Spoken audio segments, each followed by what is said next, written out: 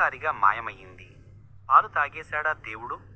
1995 September 21 ఒక అద్భుతం దేశం మొత్తం షాకుకి గురిచేసింది. గణపతి ఈజ్ డ్రింకింగ్ మిల్క్ అని వార్తలు చకచకా పాకిపోయాయి. ఢిల్లీ, ముంబై, చెన్నై, హైదరాబాద్ ఎక్కడ చూసినా గణపతి విగ్రహం ముందు ప్రజలు క్యూలు. ఒక చెంచం పాలు పెడతారు, మిల్క్ తగిలిన వెంటనే మాయమవుతుంది. ఒక పూజారి అన్నాడు, చూడు బాబు, దేవుడు ప్రస్తుతమయ్యాడు. కెమెరాలు, న్యూస్ రిపోర్టర్లు, డివోటీస్ అందరూ చూశారు.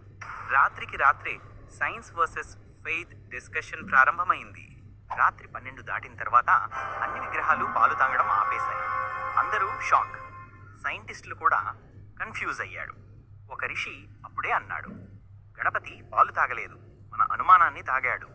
ఆ మాట ప్రపంచాన్నే మూతుపద్దింపచేసింది. అనేక సంవత్సరాల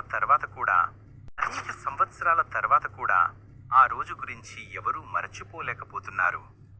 thousands of people who never prayed before ఆ రోజు గణపతి బప్ప మోరియా అంటూ కంటతడి పెట్టారు. అది మిరాకిల్ కాదేమో, అది ఫెయిత్ అవేకనింగ్. సైన్స్ అనేది దేవుడి క్రియేషన్లో ఒక భాగం మాత్రమే.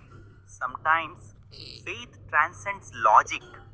అందుకే అంటారు, faith is not about seeing God, it's about feeling him. మళ్ళీ ఎప్పుడైనా గణపతికి పాలు పెడితే don't ask, well he drink.